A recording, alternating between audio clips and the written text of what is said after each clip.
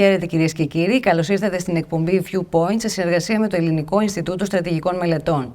Σήμερα έχουμε τη χαρά να υποδεχόμαστε τον κύριο Στέλιο Φενέκο, υπονάβαρχο εναποστρατεία του πολεμικού μας ναυτικού, επικεφαλής του Ιδρύματος Αλέξανδρος Παπαναστασίου, με υπόβαθρο στις διεθνείς και ευρωπαϊκές υποθέσεις, στη στρατηγική και στη λήψη αποφάσεων.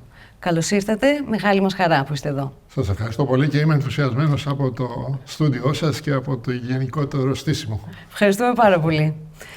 Ας αρχίσουμε από τα εξοπλιστικά. Ακούμε πολλά για το εξοπλιστικό πρόγραμμα τον τελευταίο καιρό.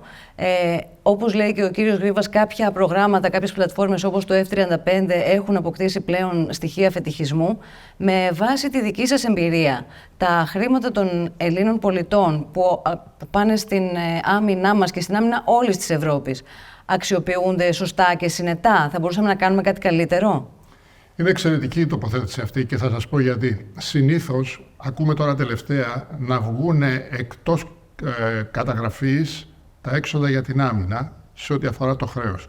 Κατά την άποψή μου είναι λάθος αυτό. Γιατί? Γιατί δημιουργείται μια παθογένεια που μπορεί να μας οδηγήσει πάλι στα ίδια μονοπάτια που μας οδήγησε στο παρελθόν. Κατά την άποψή μου, ένας σωστός ορθολογικός σχεδιασμός στη λογική της προοδευτικότητας είναι αυτός που μας χρειάζεται και επιτρέψτε μου να κάνω μια διάκριση μεταξύ στρατηγικής και στρατηγικού σχεδιασμού. Στρατηγική είναι τι θέλω να πετύχω σήμερα με αυτά που έχω σήμερα. Στρατηγικός σχεδιασμός είναι τι θέλω να πετύχω στο μέλλον, πιθανόν να μην έχω τα μέσα στο μέλλον, αλλά πρέπει να τα εξασφαλίσω.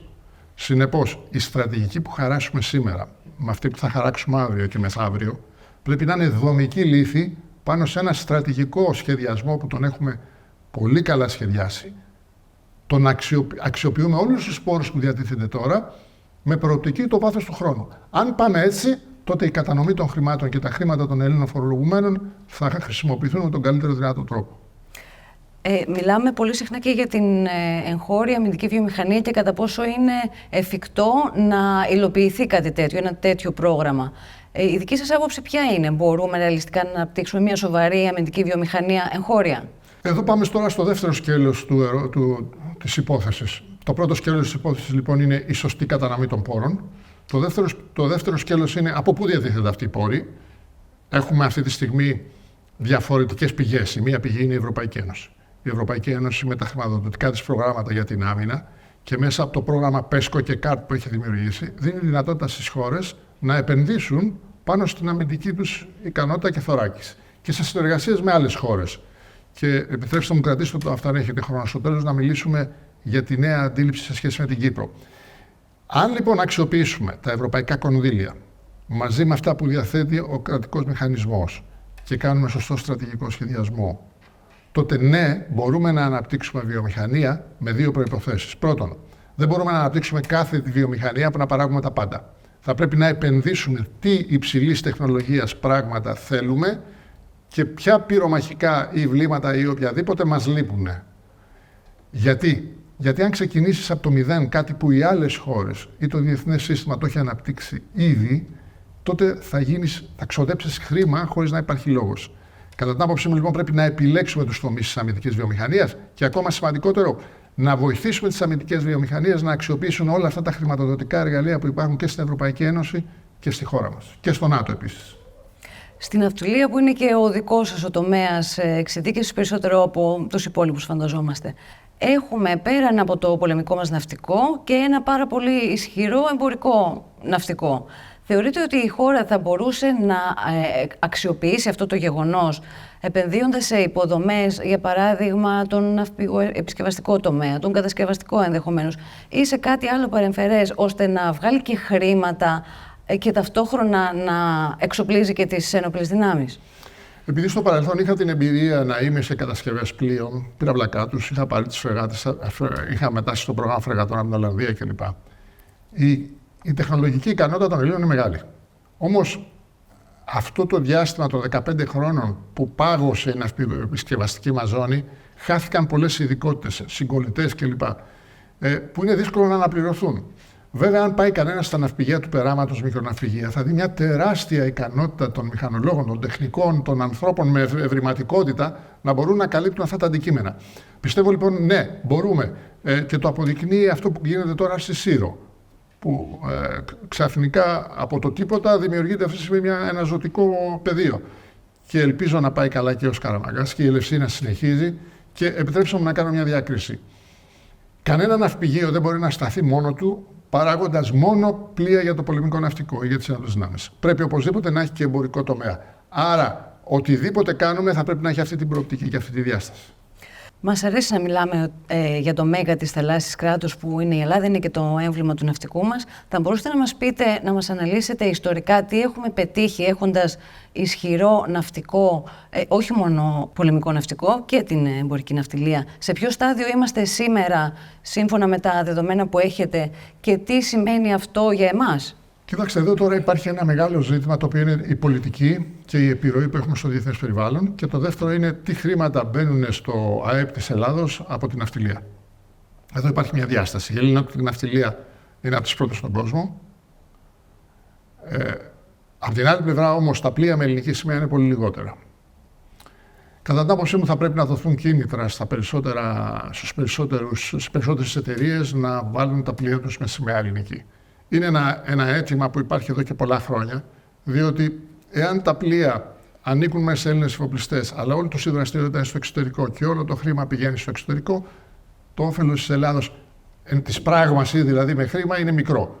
Όμως είναι πολύ μεγάλο στην πολιτική επιρροή που μπορεί να υπάρχει στα όργανα λήψης αποφάσεων. Δηλαδή η Ευρωπαϊκή Ένωση, ο IMO, οι οργανισμοί που ασχολούνται με τη θάλασσα, αντιλαμβάνονται την ισχύ της Ελλάδος και την επιρροή της που έχει στη διεθνή ναυτιλία και στο εμπόριο και τη σέβονται εντός εισαγωγικών. Αρκεί και εμείς να το καταλάβουμε και να στείλουμε τους καλύτερους εκεί, διότι στο παρελθόν υπήρξαν κάποιες, παράδειγμα το ζήτημα της αλίας, που είχαμε μια ισχυρότατη αλία και καταφέραμε με λάθος αποφάσεις σήμερα να ψάχνουμε να βρούμε ψαράδες και αλίες σε ένα ναυτικό κράτος. Έτσι. Άρα, ναι, συμφωνώ μαζί σας. Όμως χρειάζεται μια αλλαγή πολιτικής, μια πιο συνεκτική πολιτική και εκμετάλλευση της ελληνικής ναυτιλίας προς όφελος της χώρας.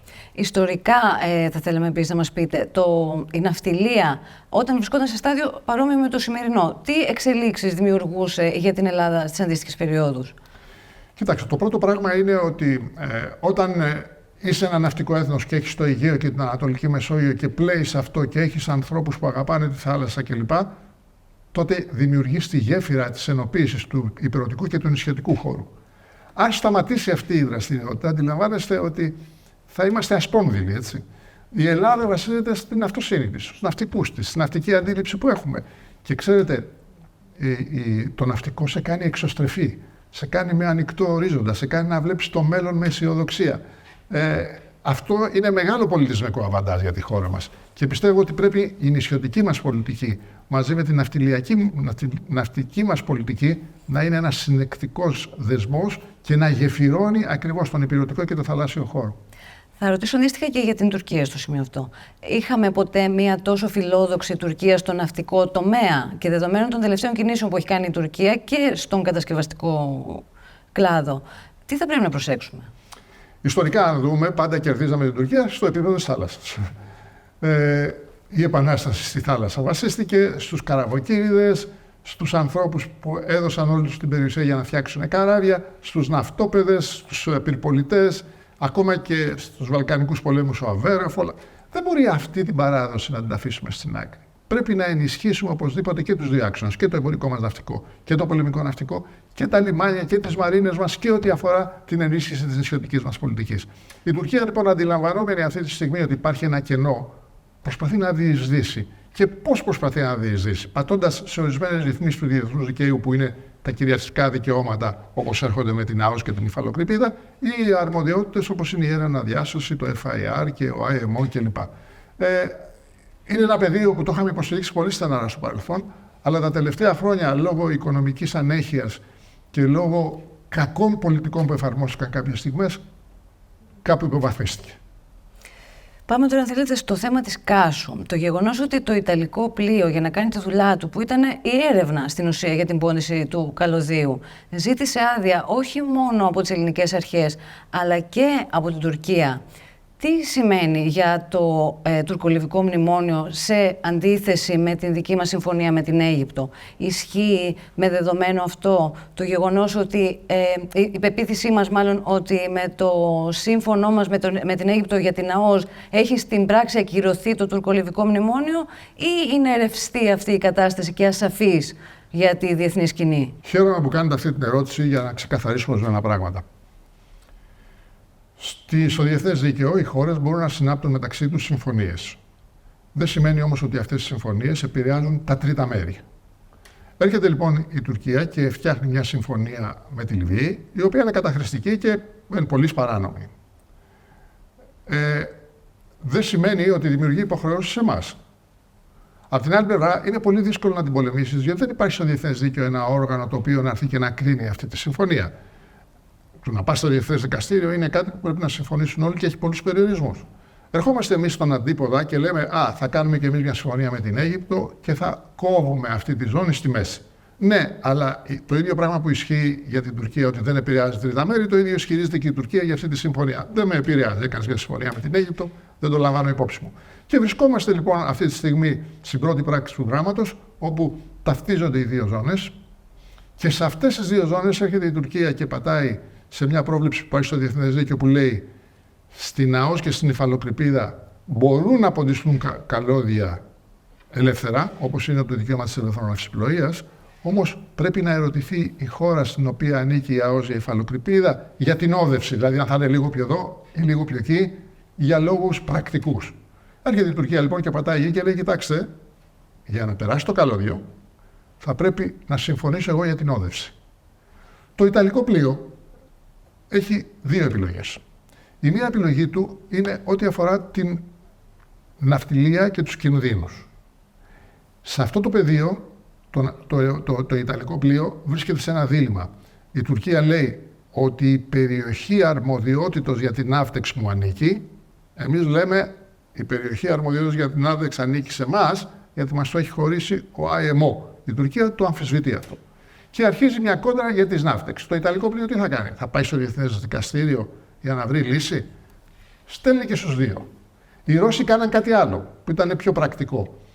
Δεν ζητούσαν για την ναυτιλία από τους σταθμούς της Τουρκίας και της Ελλάδος, αλλά πήγαιναν στον υπέρτερο βαθμό που ήταν στην Ισπανία και ζητούσαν άδεια για ναυτικά γυμνάσια από την Ισπανία. Οπότε πετάγαν την μπάλα και την καυτή πατάτα κάπου αλλού. Αυτό είναι το ένα θέμα. Το δεύτερο θέμα είναι ότι η Τουρκία βάζει δύο ζητήματα στη στο τραπέζι. Το ένα ζήτημα είναι: θα μου αναγνωρίσεις με κάποιο τρόπο το τουρκολιβικό σύμφωνο, ότι ισχύει το τουρκολιβικό σύμφωνο, και ταυτόχρονα το καλώδιο αυτό θα πρέπει να περάσει και από τα κατεχόμενα για να νομιμοποιήσω και τα κατεχόμενα. Αν δεν συμβούν αυτές οι δύο συνθήκες, τότε δεν θα συμφωνήσω. Και εκεί είμαστε αυτή τη στιγμή στην τρίτη πράξη του δράματος. Περιέγραψα τις δύο. Οπότε προλαβαίνετε το επόμενο ερώτημά μου. Εάν αυτό έγινε στο στάδιο της έρευνας, στο στάδιο της πώντησης του καλωδίου, αν πρώτα ο Θεός φτάσουμε με το καλό σε αυτό το στάδιο, τι αναμένουμε να γίνει? Εδώ τώρα είναι η τρίτη πράξη του δράματος και παίζεται αυτή τη στιγμή. Υπάρχει τώρα αυτή τη στιγμή μια διαπραγμάτευση μεταξύ των αναδόχων του έργου, που είναι η Ευρωπαϊκή Ένωση, που είναι οι αρχές της Κύπρου και οι αδμιές από πλευράς Ελλάδος, που είναι η γαλλική εταιρεία, που είναι το Ιταλικό πλοίο που μετέχει και θα κάνει την πώντηση. Βρισκόμαστε σε μια διαπραγμάτευση για το αν θα συνεχιστεί το έργο και πώς θα συνεχιστεί. Διότι υπάρχει η έννοια του γεωπολιτικού κινδύνου, όπως το ανέφεραν. Κατά την άποψή μου, δεν είναι γεωπολιτικός κίνδυνος, προσχηματικά το λέμε, είναι ουσιαστικός τραμπουκισμός από πλευράς Τουρκίας, που καταστρατηγεί το διεθνές δίκαιο. Δεν έχει το δικαίωμα να το κάνει αυτό με τέτοιο βαθμό, να το απαγορεύσει. Εάν συνεχιστεί το έργο, την ώρα που θα πάει να ποντιστεί και δεν έχουν ικανοποιηθεί οι συνθήκες της Τουρκίας, θα στείλει τα πολεμικά της πλοία, προσπαθώντας να απαγορεύσει στο πλοίο πόντισης του καλωδίου να το ποντίσει. Εκεί τι κάνουμε? Εκεί λοιπόν το να κάνεις κάτι από πριν είναι δύσκολο. Εκτός αν και εσύ αναπτύξεις στρατιωτικές δυνάμεις. Αν όμως η Τουρκία παρέμβει στο πλοίο που πάει να ποντίσει το καλώδιο, τότε το διεθνές δίκαιο με βάση τη συνθήκη του Αμβούργου μας δίνει τη δυνατότητα να προσφύγουμε για την παρεμπόδιση που θα γίνει στο πλοίο, αλλά είναι μια απόφαση που το Διεθνές Δικαστήριο του Αμβούργου θα καθυστερήσει πάρα πολύ. Θα είναι Ελλάδα εναντίον της Τουρκίας για την παρεμπόδιση, και πράγμα που σημαίνει ότι το θέμα του καλωδίου θα πάει στις καλέδες. Άρα λοιπόν η συνολική διαχείριση, το γεγονός ότι δεν αξιοποιήσαμε στο βαθμό που θα μπορούσαμε τουλάχιστον, την αποτρεπτική ικανότητα των ενόπλων δυνάμεων. Σας βρίσκει σύμφωνο, ορθώς το διαχειριστήκαμε, θα μπορούσε να γίνει κάτι καλύτερο και τι θα πρέπει να γίνει στο μελλοντικό στάδιο? Το σίγουρο είναι ότι για να προστατεύσεις τα κυριαρχικά σου δικαιώματα πρέπει να έχεις τη βούληση και να φαίνεται ότι το κάνεις. Άρα, όταν παραβιάζονται τα κυριαρχικά σου δικαιώματα, είσαι υποχρεωμένος να δείξεις παρουσία. Η δικιά μου η πρόταση εδώ και χρόνια είναι ότι δεν στρατιωτικοποιείς την κρίση άμεσα, αλλά έχεις αναθέσει σε μια ισχυρή ακτοφυλακή, και ήταν μια από τις προτάσεις μου ότι αυτά τα πλοία που πήραμε τώρα από την Αμερική, τα περιπολικά, έπρεπε να τα δώσουμε στην ακτοφυλακή. Έτσι ώστε, σαν πρώτο μέτρο, να είναι η ακτοφυλακή. Να πάει η ακτοφυλακή γύρω από το πλοίο για να προστατεύσει τα κυριαρχικά μας δικαιώματα. Αν στρατιωτικοποιούσε η Τουρκία την κρίση, θα έπρεπε και εμείς να ανταποκριθούμε στον ίδιο βαθμό. Πριν όμως φτάσουμε σε αυτό το θέμα, είχαμε άλλη μια δυνατότητα πια. Σύμφωνα με το διεθνές δίκαιο, οποιαδήποτε τέτοια συμφωνία κάνει η Τουρκία με τη Λιβύη θα ήταν άκυρη αν παραβίαζε αναγκαστικό κανόνα διεθνούς δικαίου. Και ποιος είναι αυτός? Τα 12 ναυτικά μίλια στην Κρήτη, στη Ρόδο και στην Κάρπαθο. Αν το είχαμε κάνει, θα ακυρωνόταν πάρα αυτά το τουρκολιβικό μνημόνιο. Για τα θέματα κυριαρχικών δικαιωμάτων, αυτό που σας είχαμε ακούσει να λέτε είναι ότι το διεθνές δίκαιο θεωρεί ζητήματα υποδιαπραγμάτευση τα θέματα κυριαρχικών δικαιωμάτων και όχι εθνικής κυριαρχίας όπως τα χωρικά ύδατα. Συνεπώς, είπατε ότι οποιαδήποτε συζήτηση για θέματα χωρικών υδάτων είναι πολιτική απόφαση και δεν έχει διεθνολογική βάση.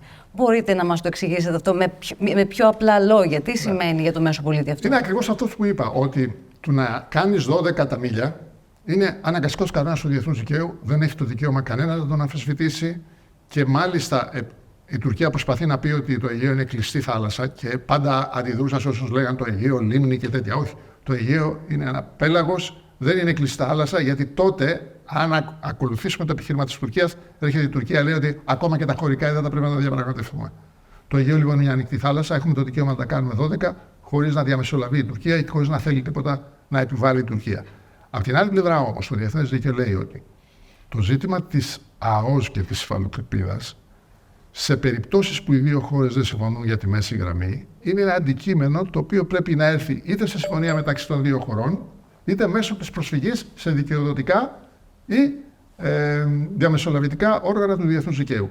Άρα αυτό το πεδίο των κυριαρχικών δικαιωμάτων, που είναι η ΑΟΣ και η υφαλοκρηπίδα, στην αντίληψη του διεθνούς δικαίου, αν οι χώρες δεν συμφωνούν, είναι υποδιαπραγμάτευση. Άρα λοιπόν με το κάζους μπέλι της Τουρκίας για τα 12 μίλια, εμείς θα πρέπει να το αγνοήσουμε αυτό, να θεωρήσουμε ότι δεν ισχύει, ή θα πρέπει να κάνουμε κάποια άλλη δράση ώστε να κηρύξουμε μεν τα 12 μίλια, να μην κινδυνεύουμε και από αυτό? Αν η Τουρκία σε κάθε περίπτωση που θέλει να επιβάλλει την βούλησή της λέει κάζους μπέλι, αυτό τι σημαίνει? Ότι εμείς θα υποχωρούμε? Δηλαδή η Τουρκία αυτή τη στιγμή, προσέξτε, λέμε η Ρωσία, κινδυνεύουμε από τη Ρωσία να εισβάλλει και να επιβάλλει τη θέλησή της και σε άλλες χώρες. Μα η Τουρκία το κάνει καθημερινά. Δηλαδή αυτό που κάνει η Ρωσία στην Ουκρανία, μας απειλεί η Τουρκία θα το κάνει εδώ και χρόνια. Και δεν τρέχει τίποτα. Δηλαδή στην Ευρωπαϊκή Ένωση δεν το συζητάμε καθόλου και το αφήνουμε και υπάρχει. Κανονικά θα έπρεπε να έχουμε σταματήσει κάθε διαπραγμάτευση με την Τουρκία για οποιαδήποτε ευρωπαϊκή της προοπτική, αν δεν έχει άρει αυτές τις απειλές.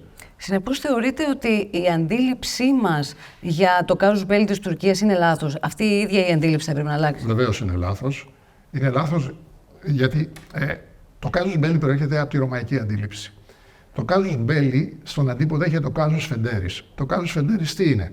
Το ένα είναι αφορμή για πόλεμο, το άλλο είναι αφορμή για συμμαχίες. Ωραία, με απειλείς για πόλεμο, αλλά εγώ θα εξαντλήσω όλα τις δυνατότητες που έχω στο ζήτημα των συμμαχιών. Και οι συμμαχίες μου είναι συγκεκριμένες. Είναι η Ευρωπαϊκή Ένωση, είναι το ΝΑΤΟ, είναι η Γαλλία. Θα έπρεπε να κολλάμε τα πάντα σε ό,τι αφορούν την Τουρκία, εάν δεν άρει αυτές τις απειλές. Είναι ξεκάθαρη θέση και πάντα αυτή την υποστήριζα. Στο θέμα των θαλάσσιων πάρκων που εξήγηλε πριν κάποιους μήνες η κυβέρνηση, έχει συζητηθεί και αντίδραση της Τουρκίας. Αυτό που δεν έχει συζητηθεί αρκετά είναι η εμπλοκή της Ευρωπαϊκής Ένωσης στο ζήτημα μέσα από την Άγγλος 2 που έχουμε υπογράψει. Αυτό το γεγονός εμείς μπορούμε να το αξιοποιήσουμε θετικά, όχι μόνο στο θέμα των θαλάσσιων πάρκων, γενικά για τα δικά μας εθνικά συμφέροντα. Πώς μπορούμε να το αξιοποιήσουμε? Σύμφωνα με το διεθνές δίκαιο, έχεις τη δυνατότητα εκτός από τη χωρική θάλασσα να επεκτείνεις και συνορεύουσα ζώνη χωρίς να διαπραγματευτείς με τον άλλον. Η συνορεύουσα ζώνη είναι για να μπορέσεις να ελέγξεις παράνομες δράσεις που μπορούν να γίνουν και δεν γίνονται εκτός των χωρικών υδάτων, όπως είναι λαθρεμπόριο, ναρκωτικά, αρχαιοκαπηλεία, παράνομη αλεία κλπ. Η Ευρωπαϊκή Ένωση είχε παροτρύνει τα κράτη να δημιουργήσουν ζώνες προστασίας της αλίας και συνορέψεις ζώνες. Τα περισσότερα κράτη της Μεσογείου το έχουν κάνει. Εμείς πάντα φοβηθήκαμε να το κάνουμε. Ως αποτέλεσμα, δεν μπορούμε να ελέγξουμε καν το ζήτημα της παράνομης μετανάστευσης έξω από τα χωρικά ύδατα. Και θα μου πει κανένας, και τι μαζιάζει, γιατί πνίγονται άνθρωποι. Πνίγονται άνθρωποι λόγω αυτής της παράνομης δράσης. Κάτω από την Πύλο πνίγηκαν τόσοι άνθρωποι λόγω αυτής της παράνομης δράσης. Κατά την άποψή μου, έπρεπε να κάνουμε και συνορεύουσα ζώνη και ζώνη προστασίας της αλίας. Δεν το κάναμε. Η Τουρκία το εκμεταλλεύεται αυτή τη στιγμή και βλέπουμε να έρχονται σκάφη με παράνομους και να τους βλέπουμε στην Κέρκυρα, γιατί κατάφεραν και πέρασαν ανάμεσα στα νησιά χωρίς να τους ελέγξει κανένας. Κάτι που στυλιτεύουν κάποιες φορές οι καλεσμένοι μας, πάντως το αναφέρουν σε κάθε περίπτωση οι περισσότεροι από αυτούς, είναι ο στενός χρονικός ορίζοντας με τον οποίο σχεδιάζεται και υλοποιείται τόσο η εξωτερική μας πολιτική, όσο και το στρατηγικό σχέδιο της Ελλάδας για το μέλλον της. Δηλαδή είναι 1 τετραετία ή 2 τετραετίες. Θεωρείτε ότι θεσμικά θα μπορούσαμε να διασφαλίσουμε με κάποιο τρόπο, καταρχάς να διαμορφώσουμε μια στρατηγική για το μέλλον μας, πολυετή, δηλαδή με μεγάλο βάθος χρόνου, και να εφαρμόζεται αυτή η στρατηγική και με τη συμφωνία της κοινωνίας φυσικά, αλλά και ανεξαρτήτως της αλλαγής των κυβερνήσεων? Θα ήταν κάτι τέτοιο εφικτό και πώς? Θα σας απαντήσω, επιτρέψτε μου να ολοκληρώσω το προηγούμενο, γιατί είχα αφήσει ένα κενό. Στο προηγούμενο με ρωτήσατε για θαλάσσια πάρκα. Το ένα πράγμα που πρέπει να κάνουμε πρέπει να είναι οι γραμμές βάσεως, δηλαδή να κλείσουμε όλους τους κόλπους που έχουν εύρος 24 μίλια και κάτω, για να είναι εσωτερικά ύδατα. Δεν το έχουμε κάνει. Το δεύτερο πράγμα που πρέπει να κάνουμε είναι η οποιαδήποτε ρύθμιση να μην είναι αποσπασματική. Δηλαδή, το να κάνουμε ένα θαλάσσιο πάρκο για να δούμε πώς θα αντιδράσει η Τουρκία και μετά λίγο παραπέρα και λίγο παραπέρα είναι εσφαλμένη πολιτική. Πρέπει να πηγαίνουμε σε γενικευμένες πολιτικές, οι οποίες να έχουν την υποστήριξη της Ευρωπαϊκής Ένωσης και όπως έκανε και η Κύπρος. Αν δείτε, η Κύπρος με το θαλάσσιο χωροταξικό σχεδιασμό, παρά το γεγονός ότι η Τουρκία την απειλούσε και της έλεγε, υπέβαλε στην Ευρωπαϊκή Ένωση θαλάσσιο χωροταξικό σχεδιασμό έτσι όπως τον αντιλαμβάνεται. Έτσι πρέπει να κάνουμε κι εμείς. Στο ερώτημα που μου κάνετε αυτή τη στιγμή έχει να κάνει και σε σχέση με αυτό που είπα για τη στρατηγική. Ο στρατηγικός σχεδιασμός της χώρας και το όραμα που έχουμε θα πρέπει να έχει ένα στοιχείο σταθερότητος. Οι επιμέρους στρατηγικές μπορούν να μεταβάλλονται ανάλογα με τη διαθεσιμότητα πόρων και δυναμικού που έχεις. Όμως θα πρέπει να είναι συνεπής μέσα στα σταδιακά βήματα για αυτό που έχει σχεδιάσει για τα 10, για τα 20, για τα 30 χρόνια. Θα πει κανένας, οι πολιτικές κυβερνήσεις δεν έχουν τη δυνατότητα να αλλάξουν αυτό το όραμα. Στα ζωτικά συμφέροντα δεν το έχουν τη δυνατότητα. Ζωτικό συμφέρον είναι η επιβίωση του ελληνικού λαού. Ζωτικό συμφέρον είναι η ενοποίηση του νησιωτικού και του υπηρετικού χώρου. Ζωτικό συμφέρον είναι η χωρική μας θάλασσα και η προστασία των νησιών μας. Αυτά είναι αδιαπραγμάτευτα. Συνεπώς, πώς μπορεί να υλοποιηθεί ένα σχέδιο και εξωστρέφειας που αναφέρατε πριν, με μεγάλο χρονικό ορίζοντα, αλλά στο οποίο να συμφωνήσουν όλες οι πολιτικές δυνάμεις και να υλοποιείται ανεξαρτήτως του ποιος είναι αρχηγός? Πρώτα απ' όλα ξεκινάει από τη λειτουργία του Κοινοβουλίου. Το Κοινοβούλιο δεν μπορεί να λειτουργεί με προεδρικά διατάγματα μόνο και με υπουργικές αποφάσεις. Το Κοινοβούλιο είναι ο χώρος της δημοκρατίας όπου συζητούνται όλα τα προβλήματα και λαμβάνονται κοινές αποφάσεις. Ή δεν λαμβάνονται κοινές αποφάσεις, υπάρχει αντίδραση. Σε κάθε περίπτωση, λοιπόν, θα έπρεπε ο στρατηγικός μας σχεδιασμός να έχει ένα στοιχείο μονιμότητας για 5-10 χρόνια, που να έχουν δεσμευθεί στο Κοινοβούλιο με αποφάσεις κοινοβουλευτικές και αυτός ο σχεδιασμός να υλοποιείται με συνέπεια. Είναι κάτι που μπορεί να νομοθετηθεί. Δεν είναι κάτι που δεν μπορεί να νομοθετηθεί, αρκεί να υπάρχει η βούληση στο Κοινοβούλιο. Πρόσφατη δημοσκόπηση πριν λίγους μήνες έδειξε ότι ο θεσμός με την μεγαλύτερη εμπιστοσύνη των Ελλήνων πολιτών, σε ποσοστό 71%, είναι οι ένοπλες δυνάμεις. Αντίστοιχα, το ποσοστό της κυβέρνησης ήταν 41%. Θα θέλαμε να μας πείτε και από τη δική σας εμπειρία για την ισορροπία αυτή μεταξύ της πολιτικής ηγεσίας και των αξιωματικών των ενόπλων δυνάμεων. Πώς είναι αυτή η ισορροπία σήμερα σε σχέση με το παρελθόν, τι θα μπορούσε να βελτιωθεί και τι είναι το επωφελές για τη χώρα, πώς θα πρέπει να είναι αυτή η ισορροπία? Πολλές φορές ακούμε μια διάσταση μεταξύ που ακούγεται από πολλές φωνές, μεταξύ πολιτικής ηγεσίας και στρατιωτικής ηγεσίας. Κατά την άποψή μου είναι εσφαλμένη αυτή. Θα πάω στο Clausewitzian Trinity, το τρίγωνο του Clausewitz. Λαός, κυβέρνηση, ένοπλες δυνάμεις πρέπει να είναι μια γροθιά. Δεν υπάρχει θέμα διάστασης απόψεων. Η πολιτική ηγεσία πρέπει να έχει σύμβουλο και να σέβεται τις δυνατότητες που προσφέρουν οι ένοπλες δυνάμεις στη λήψη αποφάσεων και στις επιλογές της. Και η στρατιωτική ηγεσία θα πρέπει να είναι σε αγαστή συνεργασία και να προβάλλει, να δίνει επιλογές στην κυβέρνηση για να πάρει τις τελικές της αποφάσεις. Και όλα αυτά να διαμεσολαβούνται στο λαό. Δεν μπορεί κανένας από τους τρεις άξονες αυτού του τριγώνου να μην είναι ενημερωμένος, να μην συμμετέχει και να μην ακολουθεί το βασικό δημοκρατικό δόγμα, τη διαμεσολάβηση μεταξύ πολιτικής ηγεσίας, στρατιωτικών δυνατοτήτων και λαού. Σήμερα ισχύει αυτό που λέτε ότι θα πρέπει να είναι το ιδεατό? Έχει ορισμένες παθογένειες. Αλλά εδώ είμαστε για να πολεμήσουμε όσοι έχουμε φωνή που μπορούμε να πολεμήσουμε τις παθογένειες για να το πολεμήσουμε. Δεν θα απογοητευθώ, ούτε θα γίνω επικριτής. Θα προσπαθήσω να βοηθήσω την διαπίστωση των παθογενειών και με προτάσεις δημοκρατικά, με ό,τι εργαλεία έχουμε να τα βελτιώσουμε. Έχετε υπηρετήσει μεταξύ άλλων και στη διεύθυνση της Ναυτικής Σχολής Πολέμου και θα ήθελα να σας ρωτήσω με ποιες αξίες εκπαιδεύονται οι αξιωματικοί των ενόπλων δυνάμεων. Και καταρχάς έχει νόημα το ερώτημα που κάνω, δηλαδή θα πρέπει να εκπαιδεύονται με κάποιες συγκεκριμένες αξίες ή η τεχνική κατάρτιση είναι αυτό που είναι το σημαντικότερο? Κοιτάξτε, η τεχνική κατάρτιση είναι το ουκάνευ. Σήμερα, δηλαδή, χωρίς τεχνική κατάρτιση δεν μπορείς να σταθείς. Δηλαδή, τα οπλικά συστήματα, οι τεχνολογίες, οι επιχειρησιακές λειτουργίες, οι στρατηγικές είναι ένα πολύπλοκο και πολύπλευρο και σε κάθε βαθμό που είσαι είναι διαφορετικές οι απαιτήσεις σου. Όπως επίσης, ανεβαίνοντας στους βαθμούς, πρέπει να αντιληφθείς και τις δεσμεύσεις και τις υποχρεώσεις που έχεις έναντι της πολιτικής ηγεσίας. Ενώ στην αρχή είσαι τεχνικός και είσαι για τη θάλασσα και καλός ναυτικός και να ταξιδεύουμε ωραία, όσο μεγαλώνει πρέπει να λαμβάνεις και άλλα υπόψη σου και οπωσδήποτε την εμπιστοσύνη του ελληνικού λαού. Η εμπιστοσύνη του ελληνικού λαού, ξέρετε από πού προέρχεται? Από την αξιοπιστία των αρχών που έχουν τα στελέχη των ενόπλων δυνάμεων ως φύλακες και ταγμένοι να υποστηρίζουν την κρατική ακεραιότητα και την ασφάλεια των πολιτών.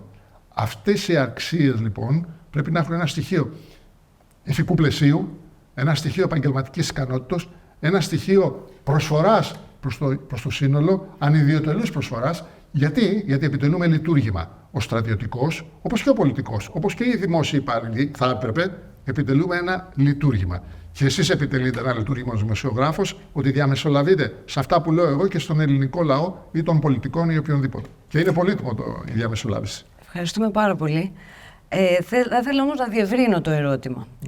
Θεωρείτε ότι υπάρχουν κάποιες αξίες με τις οποίες θα πρέπει να εφοδιάζει το εκπαιδευτικό σύστημα όχι μόνο τους μελλοντικούς αξιωματικούς των ενόπλων δυνάμεων, αλλά και τους μελλοντικούς πολίτες? Υπάρχει κάτι να βελτιώσουμε σε αυτό το πλαίσιο? Είναι μια αμφίδρομη σχέση. Οι πολίτες βλέπουν τι συμβαίνει στο ανώτερο επίπεδο που είναι η πολιτική ηγεσία, που είναι το κοινοβούλιο, που είναι οι οργανισμοί, που είναι το δημόσιο, που είναι όλα αυτά. Και αυτές οι αξίες, αν υπάρχουν εκεί, προβάλλονται και στην ελληνική κοινωνία. Αν όμως η ελληνική κοινωνία βλέπει μια παθογένεια, βλέπει διαφθορά, βλέπει στοιχεία κάποιος που δεν αντιλαμβάνεται το λειτουργήμά του, τότε αναγκαστικά μέσα σε αυτό το δεδαλώδες σύστημα που πρέπει να επιβιώσει, αναγκαστικά λοιπόν ακολουθεί και αυτός παρακλάδια και παράτερους δρόμους. Είναι ένα στοιχείο αλληλεπίδρασης και είναι ευθύνη της πολιτικής ηγεσίας και της στρατιωτικής να βελτιώσει αυτό το είδος της επικοινωνίας με τον λαό. Συνεπώς, τι είναι αυτό με το οποίο θα πρέπει να εφοδιάζονται, το άειλο, το μη τεχνικό, αυτό με το οποίο θα πρέπει να εφοδιάζονται οι πολίτες και οι αξιωματικοί? Τι είναι το κοινό τους? Ναι, η πολιτική ηγεσία και η στρατιωτική ηγεσία πρέπει να έχουν το στοιχείο της ακεραιότητας, της διαφάνειας, του ηθικού προτάγματος και της ανιδιοτελούς προσφοράς υπέρ του κοινωνικού συνόλου. Αν υπάρχουν αυτά, οι πολίτες το αντιλαμβάνονται. Και όταν εσύ ο ίδιος, σαν παράδειγμα, το κάνεις, έχεις τη δυνατότητα να το ζητήσεις και από τους πολίτες στον τρόπο με τον οποίο λειτουργούν και διαχειρίζονται τη ζωή τους και τα δημόσια πράγματα. Σαφέστατο. Θα θέλουμε στο σημείο αυτό να σας ρωτήσουμε, γιατί ένας άνθρωπος με τόσο σεβαστή πορεία στις ενόπλες δυνάμεις επέλεξε μετά να κάνει ένα πολιτικό βήμα, δηλαδή με την έννοια της πολιτικής δραστηριότητας, του πολιτικού ακτιβισμού που μας είπατε πριν λίγο? Γιατί το κάνετε αυτό? Κοιτάξτε, όταν ήμουν στις ένοπλες δυνάμεις, ενώ είμαι πολιτικών, πάντα διάβαζα, μελετούσα περί πολιτικής, δεν είχα μπλέξει ποτέ την πολιτική με την εξέλιξη στην καριέρα μου. Ήταν δύο διαφορετικά πράγματα. Περισσότερο μελετούσα την πολιτική για να καταλάβω την αμφίδρομη σχέση πολιτικής ηγεσίας και στρατιωτικής ηγεσίας. Μετά είχα θέσει ένα περιορισμό. Λέω, όποιος δημόσιος λειτουργός φεύγει από τα ανώτατα αξιώματα, για 2 χρόνια δεν θα πρέπει να εμπλακεί με την πολιτική. Γιατί τότε δημιουργείται ένα ζήτημα διαπλοκής και αντιλαμβάνεστε ότι. Αυτά τα 2-3 χρόνια λοιπόν, επειδή ήμουν παλιός αθλητής, ασχολήθηκα με την προεδρία του Sporting, το οποίο ήταν η αγαπημένη ομάδα της γειτονιάς που κατέρε, και ασχολήθηκα τα 2-3 χρόνια εκεί.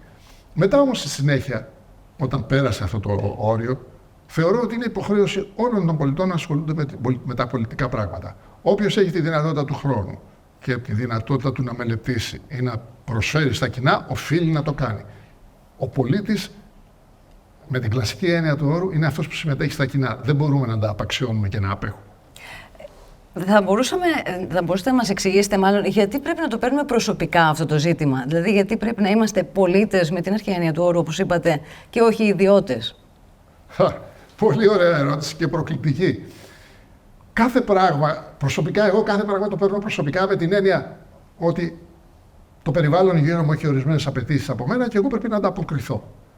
Δεν μπορεί να είμαι χοντρόπετσος και να διαφορώ. Όταν βλέπω γύρω μου ένα σκουπίδι, θα σκύψω να το πάρω, να το πετάξω στο καλάθι των αχρήστων. Αν βλέπω κάτι κακό, αν βλέπω να αδικεί κάποιος εσάς, θεωρώ υποχρέωσή μου να σας υποστηρίξω.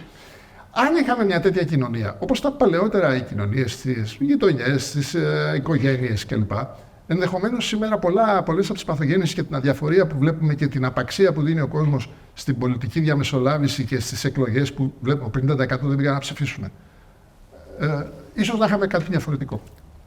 Θα θέλαμε τώρα να μας πείτε για το ρόλο, για το στόχο και τους τρόπους που αξιοποιεί το Ινστιτούτο Αλέξανδρος Παπαναστασίου, στο οποίο είστε επικεφαλής. Σε τι ωφελεί την κοινωνία αυτό το ίδρυμα? Κοιτάξτε, ο Αλέξανδρος Παπαναστασίου ήταν μια ιδιαίτερη προσωπικότητα. Ήταν πρωθυπουργός της Ελλάδος, ήταν ο πρώτος που έκανε την πρώτη αβασίλευτη δημοκρατία. Έφερε νέα αντίληψη για τις σχέσεις κοινωνίας και ατόμου στην ελληνική πραγματικότητα. Έδειξε την ισορροπία που πρέπει να υπάρχει μεταξύ κοινωνίας και ατόμου και ότι το άτομο θα ικανοποιήσει τις φιλοδοξίες του μεν, αλλά όχι εις βάρος της κοινωνίας. Η δε κοινωνία θα βοηθήσει το άτομο να αναπτύξει τις φιλοδοξίες του, έτσι ώστε να έχουμε μια θετική σχέση μεταξύ των δύο. Έλεγε λοιπόν ο Ελευθέριος Βενιζέλος, ο Παπαναστασίου σκέφτεται και εμείς τα εφαρμόζουμε, ο Ελευθέριος Βενιζέλος. Ο Παπαναστασίου λοιπόν, η σκέψη του, αν τη δείτε διαχρονικά, είναι εξαιρετικά σημαντική και σήμερα. Και επειδή εμείς στο ναυτικό πάντα θέλουμε φάρους, θέλουμε ένα φως να μας κατευθύνει, είναι η ηθιντήρια πορεία μας, πάντα ήθελα ένα φάρο έτσι, της προσωπικότητας όπως ο Αλέξανδρος Παπαναστασίου για να μας κατευθύνει πάνω στην πολιτική μας σκέψη και στην προσφορά μας στην κοινωνία. Συνεπώς, θα μπορούσατε να μας πείτε πιο συγκεκριμένα τι ακριβώς κάνει αυτό το Ινστιτούτο? Ναι, είναι ένα επιστημονικό Ινστιτούτο, όπου καταρχάς έχει δημιουργήσει ένα θεσμό γεωπολιτικών, γεωστρατηγικών και γεωοικονομικών συνεδρίων κάθε χρόνο, με καινοτόμες πρακτικές. Μέχρι τώρα έχουμε κάνει 3 και τώρα πάμε για το 4ο. Το ένα μάλιστα ένα διαβαλκανικό, όπου συγκεντρώνεται όλη η ελίτ της ελληνικής διανόησης, μπορώ να πω. Το τελευταίο συνέδριο είχε 120 συμμετέχοντες, καθηγητές πανεπιστημίου, πρέσβεις κλπ. Στρατιωτικούς επιστήμονες κλπ. Με σκοπό να ανοίξουμε, να διευρύνουμε το διάλογο και να μην είναι μόνο επικεντρωμένος γύρω από το κέντρο εξουσίας.